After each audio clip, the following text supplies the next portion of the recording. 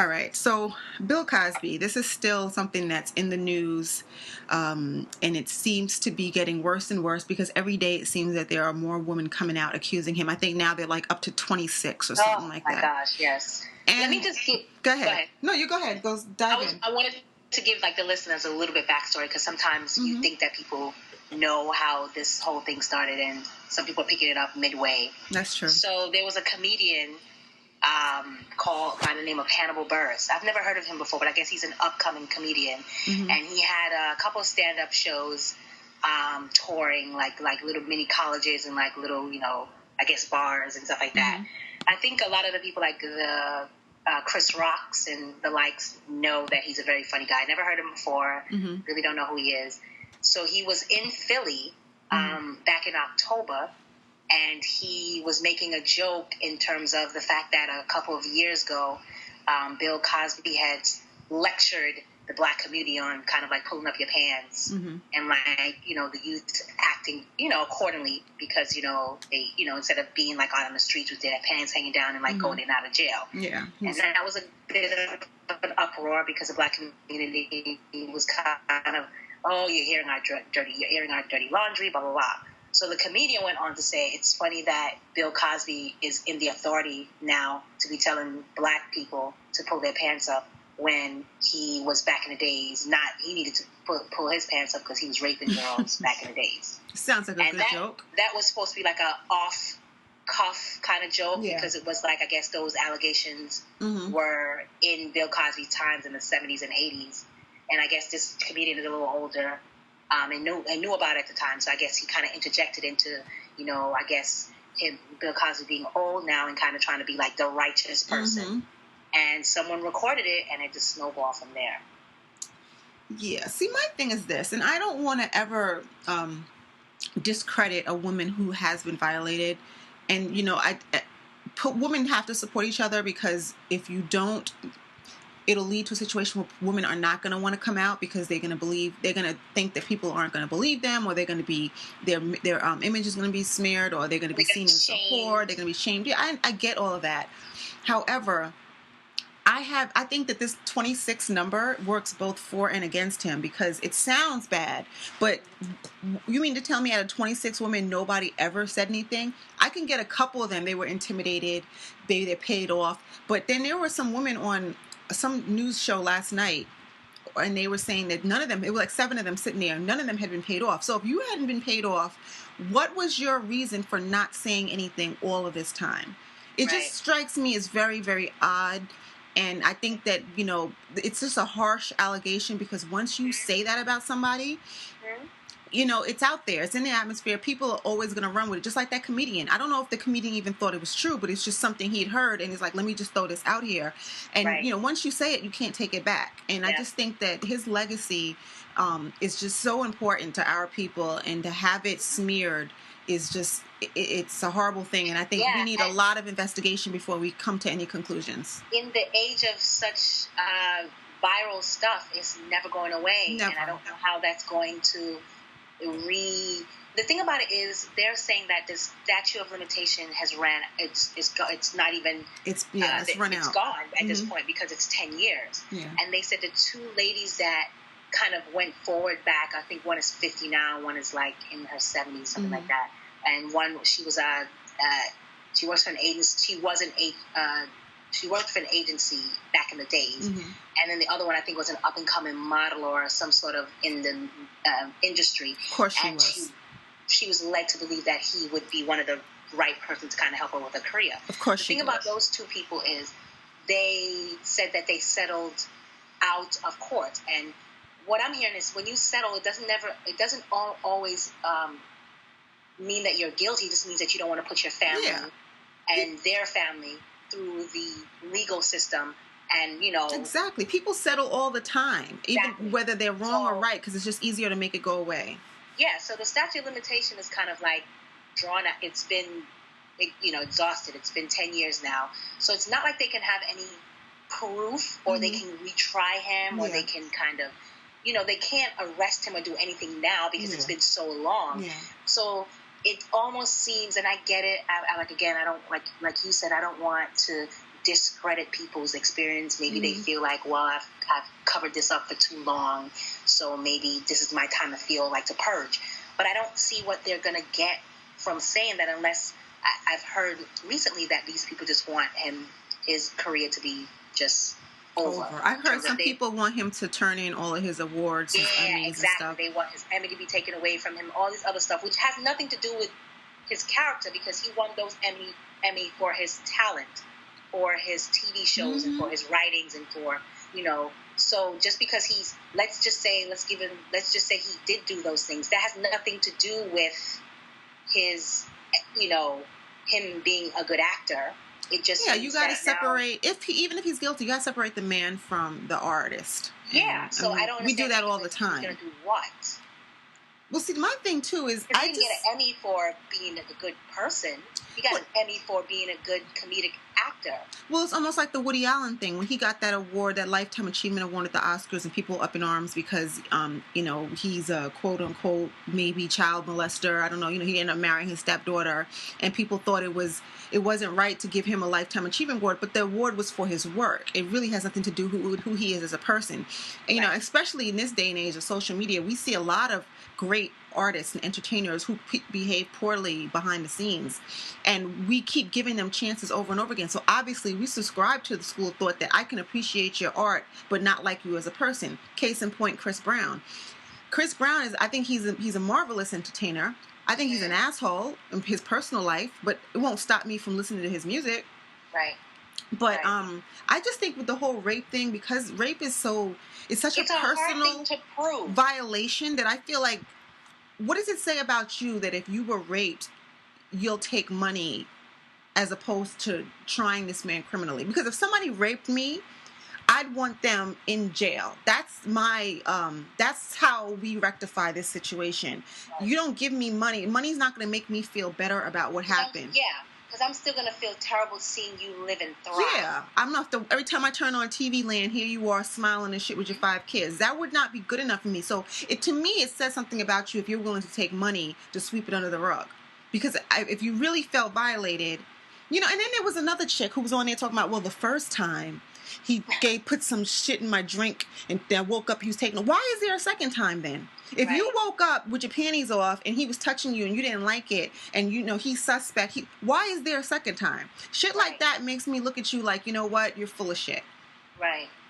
I think also rape is so hard it's a fine line to prove, unless it's like all out, someone you don't know, someone dragged you in some sort of alley and kind of raped you, and then you know what I mean? In terms of familiar rape, which is most of the cases, is where people they know, like date rape, a lot of the times women are raped by people they know. So it's very hard to prove. It's the same thing as if I go on a date and I go back to a guy's house and then I change my mind. He could be an upstanding guy, but something may switch in his brain and be like, well, I did X, Y, and Z. Yeah. He might feel like, well, no, you can't tell me no. So he might coerce me into having sex with him, or let's say he coerced me into having sex with him, and then I feel terrible about it the next day. Yeah. I can then go back and go, you know what, I wasn't really on board with it. So there's a fine line there. It's such a fine line. I can agree at the moment because I felt maybe threatened or scared or intimidated or whatever it is, and then the next day I can be like, you know what, that didn't really feel good. I'm going to report this person. And then he's thinking, well, while it was happening, you were fine. So it's kind of... I think every grown woman has been coerced into having sex. Right. I mean, I think it is a fine line, but I think we've all been in a situation where you didn't feel like it. Either somebody you may have had lots of sex with, but that day you just didn't feel like it, or you weren't in the mood, or you were drunk, or you were sleepy, or whatever, and they come on, and then you end up doing it, and you might wake up being like, I really didn't want to do that, but is it rape? You know what I'm saying? Like, just like they say, a husband can rape his wife. Technically, he can, but that's such a gray area because of the relationship, and it's like you said, it's very, very hard to prove. It's hard to prove because in each of the person's mind, they're seeing the things differently. Yeah. And who's to say? Like, I can't get in your mind and be like, well, no, why would you think that? Yeah. And vice versa. Unless, like I said, we're saying it's all out, like really aggression, where I'm kicking and screaming and telling you no, and you still like holding me down. And some people consider that foreplay.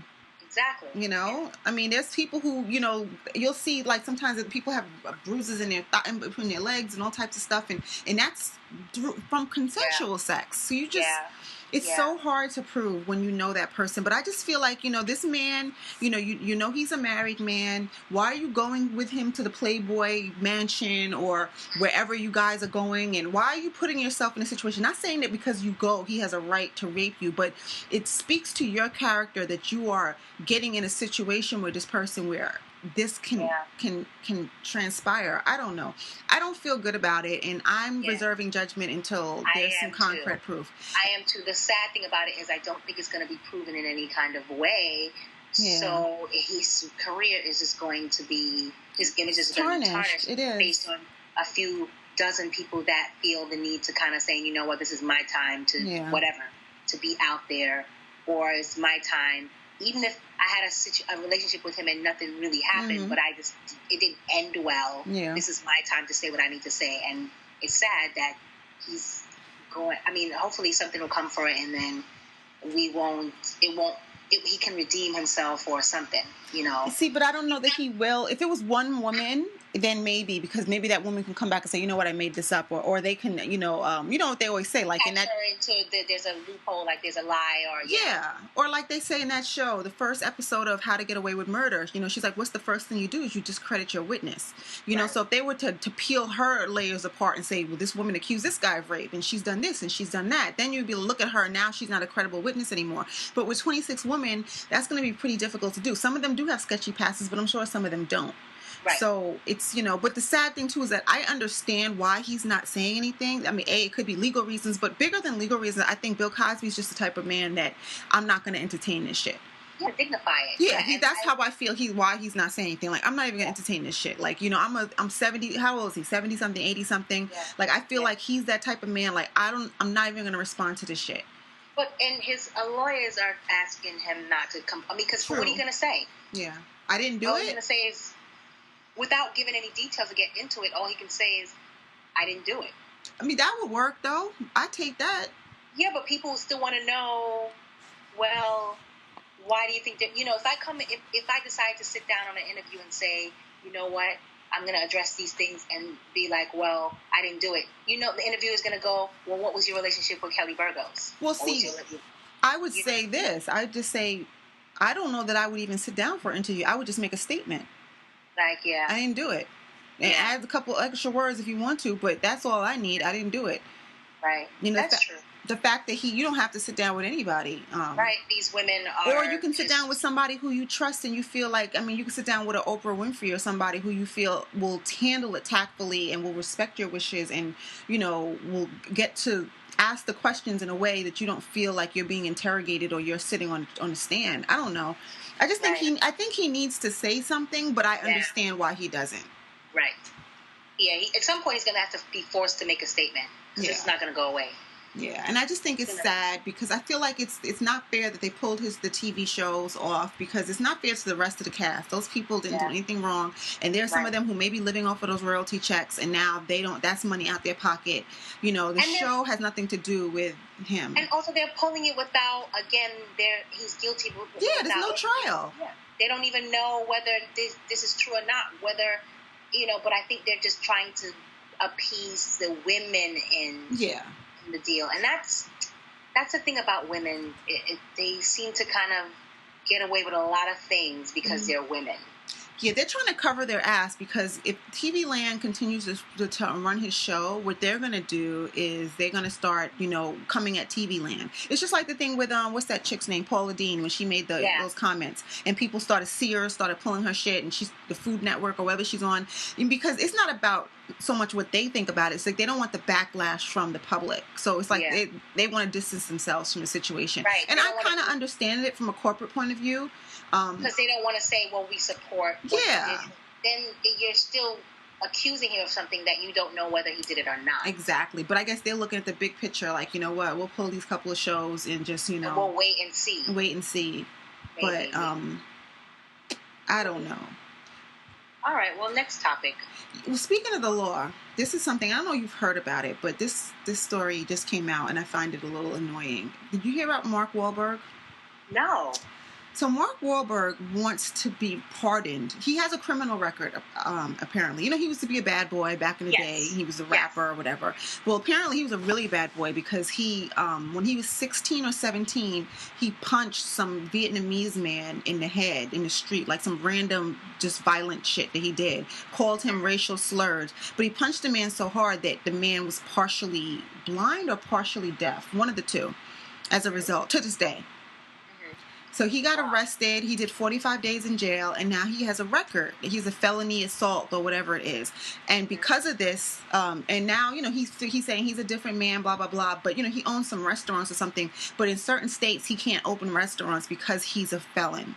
And he wants to become a reserve police officer or something. You can't do that because you're a felon. So does he really? Yeah. Wow. He says that he wants a pardon. So he wants this off of his record so that he can continue to do good things in this world because that's not who he is anymore and blah, blah, blah, blah, blah. Now, my opinion is you did it. You got to eat that. That's on your record. Like, if we take it off your record, let's take it off everybody else's record who's different now 20 years later. Like, there's a million people out here who are reformed. But but you know, that's certain jobs they still can't uphold. Yeah, that's part of life. I've made certain mistakes and I can't recover from them, and it's always going to follow me just because. If you know, it's like if you go and you have unprotected sex one day when you're 15 and you get herpes, you have it for the rest of your life. Sucks, but that's just reality. And to me, this is no worse. And I feel like it wasn't even like you stole something. It wasn't even like it was a victimless crime. This man still can't see or still can't hear. And I should know the difference. I'm sorry that I don't know which one it is. I know it was one of those two senses. But whatever it is, this man is still suffering from this to this day and age. Today, in 2014. So he's suffering the consequences of your actions. Your actions. And you went on and you may have changed, but why should you get pardoned? Like, if you can't open a restaurant in California, I'm sorry. Oh, well. Yeah.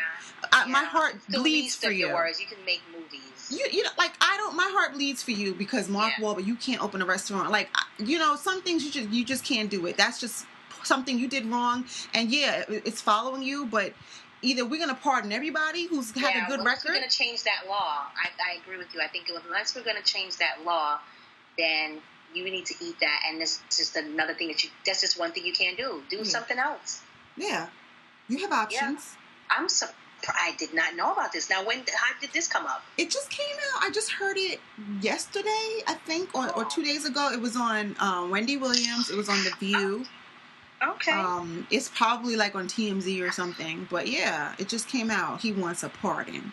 Yeah. And I like Mark Wahlberg, but come on, son. Are you serious? Yeah, I like him too, but it's just this is one thing that I can't get behind. Nah. It's just, it's just, and like I said, if it was something where he couldn't work and it was his livelihood and, you know, he needed to write some letter, then maybe, but you can do other things in your life, Mark. Yeah. This one thing, I know is probably one of the things that maybe is on your bucket list, but you might have to, you might need to eat that one. Yeah, I don't even know how you have the balls to ask that. Well, you know, in this day and age, people, you know, their clout, their status, you'd be surprised. So why not ask? You never know. You might get it. Well, Did they say anything about them considering it, or it was just one thing that was just out there? Well, I don't know. I guess he'd have to be pardoned by the governor of Massachusetts because I think that's where he grew up in Boston or something. Oh, okay. But I don't know. I mean, but the interesting thing that there were people on both sides of the fence. I mean, there was a couple people who agreed with what we just said, and then there were other people like, well, you know, he's done a lot for society, and he's changed, and, you know, this pardoning him will allow him to do further for society, and blah, blah, blah. That sounds all well and good, but then again, you would have to look at other people in his state or in general in every state that may want that opportunity to serve or do other things with their lives. You need to pardon them as well. Yeah. I'm so tired of celebrities in this special treatment. Yeah. I really am. I'm all for it if they're going to change the law in general. Yeah. If your slate is going to be wiped clean after 10 years and based on what you're doing right now with your life, if that's going to be a new stamp law, then great. He can be the first to overturn that, but everybody else should be able to follow suit under that as well. Exactly. That's what if it's just for him, then no. Yeah. That's what I was thinking too. I thought it was a little absurd, but you know, I just figured I'd throw it out there. Like you said, they're celebrities, so Yeah, so the rules are always different. I'm going to stop here and we'll go into part 2. Okay. All right.